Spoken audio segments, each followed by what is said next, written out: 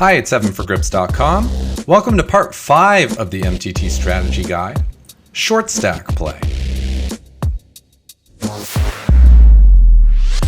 In this section, I'm going to introduce to you your arsenal of weapons as a tournament player. Depending on your stack size, i.e. the amount of big blinds you have, there are certain things that you can and cannot do. This section will cover the moves that you will need to implement as your stack starts to get desperate and your options become limited. Part 6 will cover the moves that are available when you are dealing with a bigger stack and have more freedom. By sticking to the outline I provide you, you will be making correct plays rather than quote-unquote giving it away, as most players do. The guidelines provided will help you both tread water when you are sitting on the bottom of the totem pole, keeping you alive in the tournament, as well as choosing the best spots to gamble with the hopes of accumulating a big stack. Before I get into the actual moves, I want to outline your goals with the various plays and the reasons that should be used. Let's begin with fold equity, which is the chances of making your opponent fold their hand, allowing you to pick up the pot. To maintain a certain level of skill in tournaments, you have to have enough chips to make your opponents fold. If you allow yourself to get too short stacked, your opponents will be priced in to call your all-in bets with any 2 cards, and this is when the tournament becomes a luck fest. As an aspiring tournament player, your job is to make sure you always have some level of fold equity so that you can make it through the tournament without having to go to showdown. Being able to pick up chips without going to showdown reduces your variance because if you can make your opponent fold, you're guaranteed to win the pot. There's no 50-50 or 80-20 situation where there is a possibility of getting unlucky if you are successful in making your opponent fold. So to reiterate that, if you are able to make your opponent fold, you are guaranteed to win the pot. The more that you're able to increase your stack, the more of a risk you should be willing to take in terms of your actual holding. When you are looking at only a small increase to your stack of, say, 2 to 4%, you want to be confident in the strength of your hand since your reward is very low while your risk is very high. As the reward becomes greater, meaning a larger percentage increase to your stack, the cards become less important and you should be willing to put your money in the middle with less than stellar holdings so long as you have fold equity. Anytime you can increase your stack 10% without showdown, it's a very good result. Anytime you increase your stack 20% showdown, it is a great result. And if you can increase your stack by 50% without showdown, it is an excellent result. So, you should keep your eyes peeled for opportunities to score these major chip-ups without showdown. Pot equity is what percentage of the pot you expect to win based on your cards versus your opponent's cards. You should be familiar with a coin flip, meaning that you have 50% pot equity. If you have a flush draw against top pair, you have about 30% pot equity with 2 cards to come, and so on and so forth. When you are priced in, meaning the amount that you have to risk versus how much you will win equals your equity in the pot, then you have to make the call. For example, if you have a flush draw and your opponent bets all in for 1,000 into a pot of 1,000 on the flop, you are looking at a cost of 1,000 to win 2,000. So, since you have about your 30%, more than your 35%, you should make the call. Another example would be if someone moves all in for 3 big blinds and you're in the big blind with any 2 cards. Well, now there's already 4.5 big blinds in the middle because of the small blind being half, your big blind being 1, and his push being 3, and it costs you 2 big blinds to call. This means that you are getting better than 2 to 1 on your call because you are risking 2 chips to win 4.5, rounded down, about 2 to 1. A little better. So since your odds with any 2 cards against any non-paired hand are more than 30%, you should make the call and gamble. As long as you aren't against aces or a big pair that leaves you with 2 undercards, you are getting the right price to call and gamble. Sometimes, however, you want to avoid gambling if calling and losing means that you will lose a lot of flexibility in your chip stack. If you have a lot of moves in your arsenal because you have a stack of over 40 big blinds, you don't really want to be gambling for 20 or 30 of those big blinds, even if the math is slightly in your favor. With a bigger stack, you have fold equity, and with a much wider selection of moves, and therefore you should avoid gambling in spots where your arsenal of weapons will shrink up if you don't hit the cards that you need. As you get shorter and shorter, your choice of weapons will drastically decrease. Don't take this as you need to use a certain weapon before you lose that option because of your stack size. If a good spot to try a play presents itself, you should definitely take it. But if nothing ever comes up, it's okay to blind off and just try to use what weapons are available. Don't create a spot. Don't try to make up a move out of nowhere in a spot that isn't there. Wait for the right spot, and when it comes, be ready to pull the trigger on it. So, let's begin with the shortest of stacks and how to guide it. The jam is where you jam all your chips in the middle, maximizing your fold equity and giving yourself the best chance at winning the blinds and antes. Here we have the little video of a fold to the button who shoves the stack in, which would be between 5 and 20 big blinds, and picks up the small blind and the big blind for a successful jam. When you find yourself with under 12 big blinds, you really only have one move, all in. If you raise and get re-raised, you'll be priced into call anyway. So when you bet, you might as well bet the full amount to maximize your fold equity.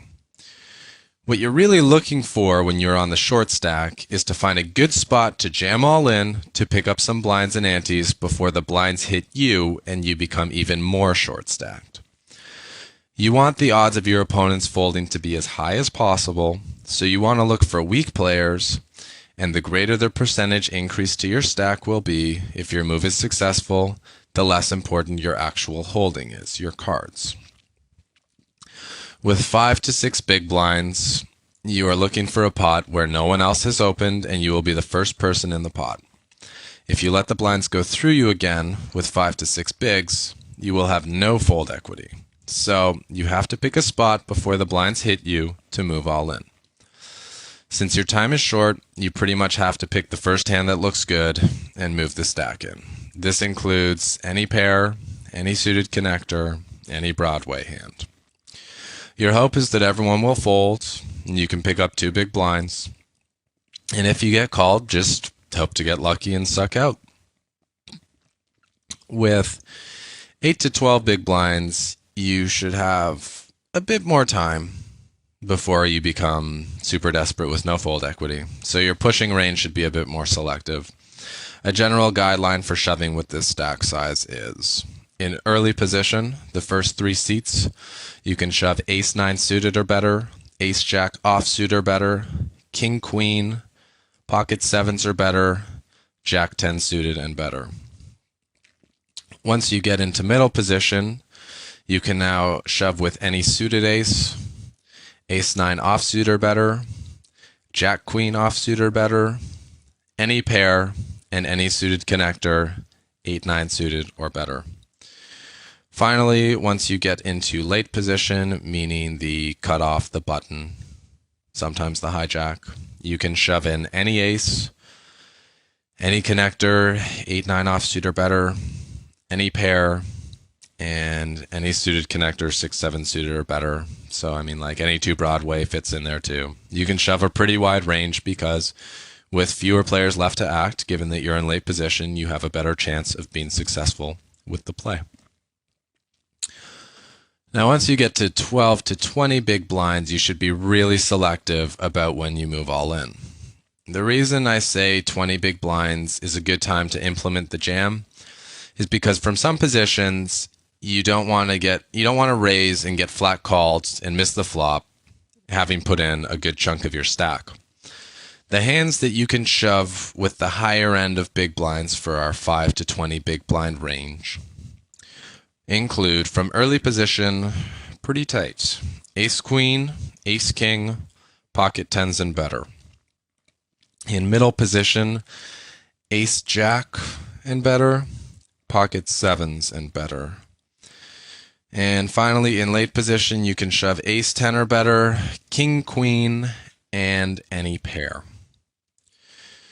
With this stack size of 20 big blinds, the higher end, we no longer want to shove the suited connectors to gamble because we're risking a lot of chips when we jam, and the jam isn't the only move in our arsenal anymore. We have some other tricks we can throw in the mix now. We want to have a hand that dominates a lot of our opponent's hands when we get called, when we jam this large amount of big blinds. We aren't looking to gamble to get lucky to get our stack back. We're looking to get a huge stack if we get called, and we want to be a favorite doing that because with 20 big blinds, you're by no means desperate anymore. You've got a lot of play. So also remember that once you're at this upper end of the big blinds, you can pass up on spots to jam all in if you think there are better ways to chip up at your table. What I've outlined is a general guideline for what hands you should be jamming with on a normal table. You can jam a wider range of hands if you have weak players behind you who are very unlikely to call. The less likely you are to get called, the less important your hand is, because if no one's going to call you, you don't have to show the cards and you just pick up the pot. For example, if you had 5 big blinds in the small blind against a total nit in the big blind, you might as well shove any 2 cards. You're increasing your stack by 40% if he folds. He's only calling you about 10% of the time, so you're winning 9 out of 10. And even when he does call, odds are you still have 30 or 40% chance of sucking out, and you can get a nice stack from that. So some spots, any 2 cards will do the trick. Obviously, with fewer players left to act, you are less likely to be called, which is why our range for jamming gets wider as we get later in position. We have also a less chance of getting snapped off by a big hand, less chance of getting coolered. And against tougher players, we often want to be jamming large amounts of big blinds with hands that are tricky to play post-flop. If you put all the money in pre-flop, your play is basically unexploitable, and your opponents can't outplay you. Now let's look at the rejam, which is similar to the jam in that we are jamming all our chips in the middle, but with this play we are jamming over an opener.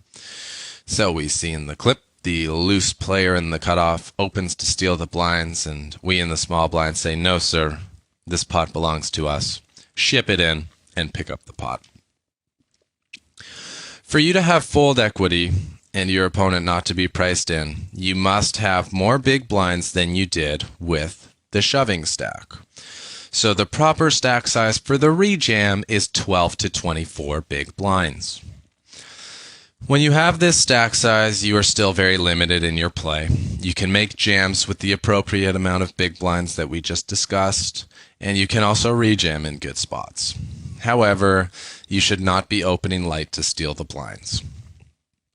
As I said before, we are looking for major chip ups in tournaments without showdown. If you open and then fold to a re-raise, you are doing the exact opposite, a major chip down without showdown. Since a raise on this stack size means 10 to 20% of your stack, you should never open a hand with it unless you're planning to call all in if you get re-raised. When you are rejamming with 12 to 24 big blinds, your fold equity is extremely high, so your cards aren't as important as they were with the open jam. However, as you start rejamming in the upper range of 20 to 24 big blinds, you want to have something decent because, again, your risk is higher, but the reward remains the same. When you have 12 big blinds, a successful rejam increases your stack about 40%, whereas when you have 20 big blinds, a successful rejam will increase your stack about 20%. The ideal spots to rejam are ones where there is one opener, and there is a very good chance that he is trying to steal the blinds and therefore opening without a real hand, thereby giving you a large amount of fold equity.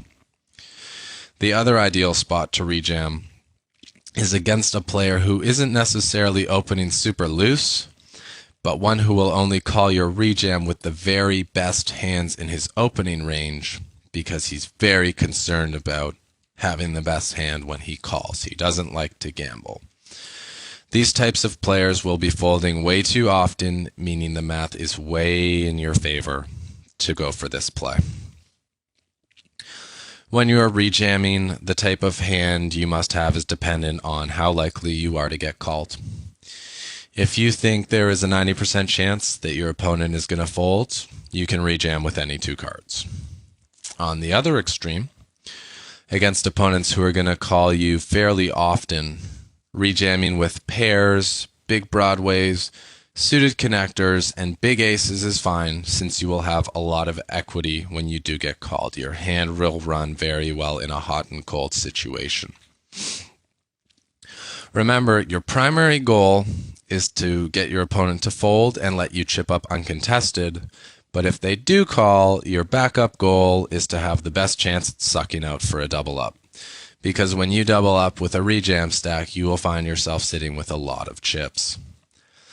So keep your eyes open for who is opening a lot of pots, who is folding to re-raises, and who is calling all-ins with a wide range of hands. This will give you a good idea of what type of hands you should be rejamming with against which opponents. Next, we have the stop and go, which is a mix between the jam and the rejam. Let's just let the video play. We are hero in the big blind and we get raised. First, we stop instead of jamming the whole stack in, and then on the flop, we go. The difference between this and a rejam is that we're basically saving our bullet for after the flop. But I'll go into that a little more. The stop and go is the play you want to execute when, again, you think someone is opening too many hands, but they will be priced in if you move your stack in pre-flop because you're so short stacked, and thus they will be correct to call you with any 2 cards, and most loose players are smart enough to do that and take their pot odds. So to execute a stop and go, you want to be in the big blind and flat call a loose player's open. Once the flop comes down, you move your stack in regardless of what comes.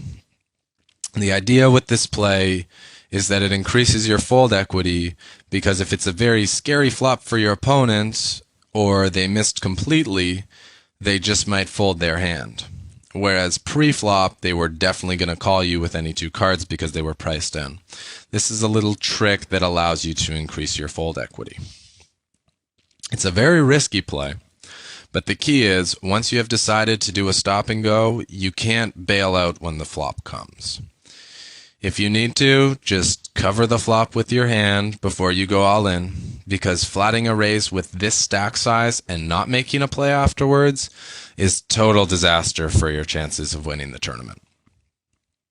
Like the rejam, you will be looking for loose openers and players who aren't very familiar with the play. The loose players will often be looking at nothing when you jam the flop on them, no pair, no draw, and have to fold. And the tight players will often get scared and give you credit for a big hand because you're making such a big bet. The stop and go is a powerful play, but can only be done with this very specific stack size of 8 to 12 big blinds. Any less, you have no fold equity on the flop, and any more, you're risking too much, and you might as well just reshove pre-flop. So make sure that your flop shove is between 1/2 and 1.5 times the size of the pot. Like I said, if it's any less, you won't have much fold equity, rendering the play pretty useless. For both these moves, I mentioned the rejam and the stop and go. You should be executing them at a strong table. This is because at tough tables, you don't have time to wait for hands. You're going to get blinded away and ran over. And there aren't many good spots for chipping up. So when you're faced with a tough table draw and a good opportunity comes up, be sure to take it, as it might be the only opportunity you're going to get. All right. The coin flip, something everyone's familiar with. We got a jam, And hero sitting in the big blind with some sort of hand, I guess. I don't know what he has, but we'll find out. And ace king against pocket twos for whatever size pot. Could be for 10 bigs, could be for 80 bigs. But hero successfully spikes an ace and accumulates a whole bunch of chips. The coin flip is something that all poker players and poker fans are familiar with. Big Slick gets it all in against a pair, and it's the classic race situation, and it's up to the cards who the victor will be. With the short stacked nature of tournaments, a lot of gambling must take place. And to be a successful tournament player, you have to know when it's right to gamble and when you're better off passing up on a spot. The first consideration when deciding if you want to flip or not is whether it's a plus EV situation. If you are likely to either be ahead or flipping, then you should be more inclined to gamble. If, however, you are either totally crushed and flipping is the best case scenario, then you should be less inclined to get your chips in. Pretty obvious. With ace king, you can't really go wrong getting the money in because you're almost never dominated. It's the situations where you have a medium pocket pair where it comes down to your opponent. Is he the type to move all in with any pair, or is he the type who's only going with ace, king, and jacks or better? Asking yourself that little question will help you a ton in your decision to fold or call and gamble. If you have a lot of chips, you should be more inclined to take coin flips with people. 60-40s, even 70-30s at times when pot odds are good. You know, if you can afford it, there's usually nothing wrong with gambling. You're going to have to win coin flips to win a tournament anyway. But the key is to flip for smaller portions of your chips rather than all of it. If you flip for a quarter of your stack and lose, then another quarter and win, you'd be even. But if you flip for your whole stack and lose, there's no second chance. You're out of the tournament.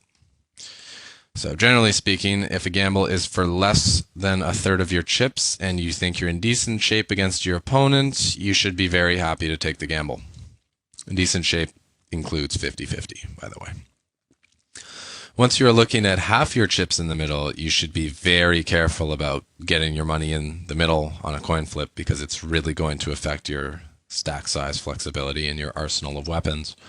As you should be already learning from this slide, seeing that the more chips we have, the more moves we can make.